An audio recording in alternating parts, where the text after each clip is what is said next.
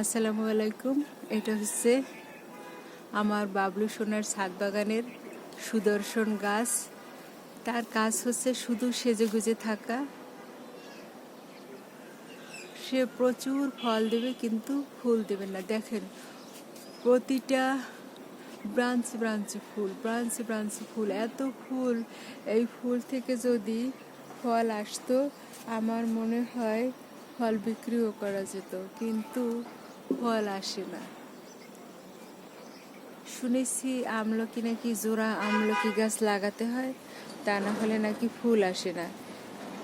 এই যে দেখুন কত সুন্দর, প্রতিটি ব্রাঞ্চে ব্রাঞ্চে ফুল এসেছে। আর আমার বাবু সোনা মূলত এই গাছ ঝোপালো করে রাখার জন্য কাটিং করে দেয়, এভাবে কেটে দেয়। প্রতি বছর সে একটা নির্দিষ্ট সময় গাছ কেটে দেয়, প্রতিটা গাছ প্রুনিং করে দেয়, যার ফলে গাছগুলো ঝোপালো হয়। কারণ ছাদের গাছ যখন বন্যা বৃষ্টি বাদল হয় তখন ওগুলো হেলে দিলে পরে অনেক সময় দেখা যায় যে টব সহ একদম পড়ে যায়, যার ফলে আমার বাবলু সোনা এগুলো ঝোপালো করে রাখে।